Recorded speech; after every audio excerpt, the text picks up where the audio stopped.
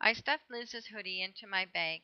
It took up more room than I could afford, but I needed it. It could answer a question I really needed to answer just as soon as I worked up the courage to ask. When Derek had announced we'd be leaving that night, my first thought had been there's not enough time. But there was too much time. We did homework we'd never submit, helped Mrs. Talbot think of meals we'd never eat, all the while fighting the urge to slip away and plan some more. Both Ray and Tori had noticed my powwows with the guys, and if we kept it up, the nurses might suspect it was more than teen hormones at work. I warned the others about Tori, but no one seemed concerned. It was like I told her. She was totally out of our minds, insignificant. I wondered whether that hurt her most of all. We spent the evening watching a movie. For once, I paid so little attention that if I was asked for a log line 10 minutes after the credits rolled, I couldn't have given one. Derek didn't join us. Simon said his brother was wiped from the night before and wanted to rest up so he'd be clear headed for helping us tonight. I wondered whether his fever was coming back.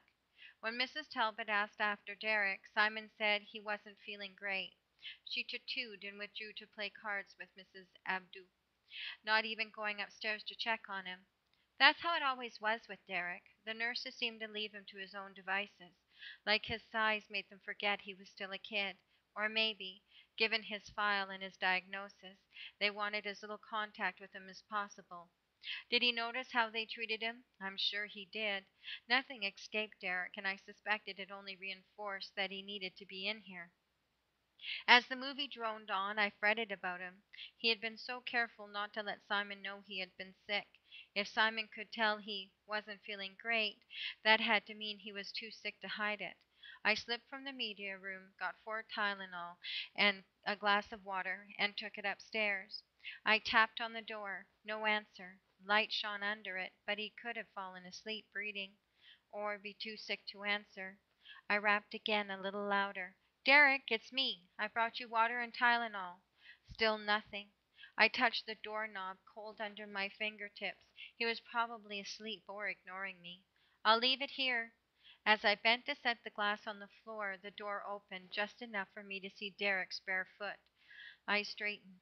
He was in his boxers again, and my gaze shot to the safety of his face, but not before noticing the sheen of sweat on his chest. Sweat plastered his hair around his face, and his eyes were feverish, lips parted, breath coming hard, labored. Are you? I began. Be fine.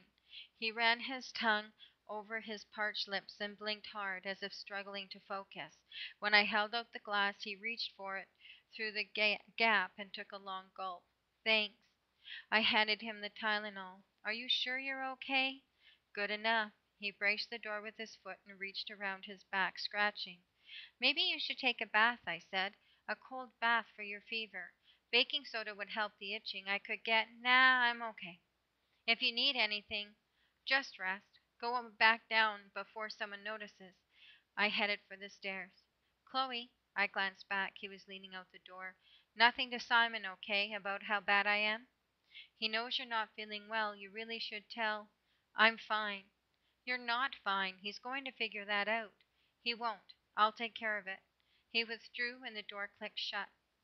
That night in bed, Ray couldn't keep quiet. She wanted to talk about her backpack and what she had packed and whether she had made the right choices and should she take anything else. I hated to shush her. She was as excited as a kid getting ready for her first overnight camp, which was weird because after what had happened to her friend, Ray should know that life on the street wasn't going to be some fabulous, unchaperoned adventure. I suppose, to her, this wasn't the same thing. She was going with Simon and me, and there were few kids less likely to turn Bonnie and Clyde. This wasn't an act of delinquency, it was a mission. And besides, like Simon and Derek said, old rules didn't apply to us anymore.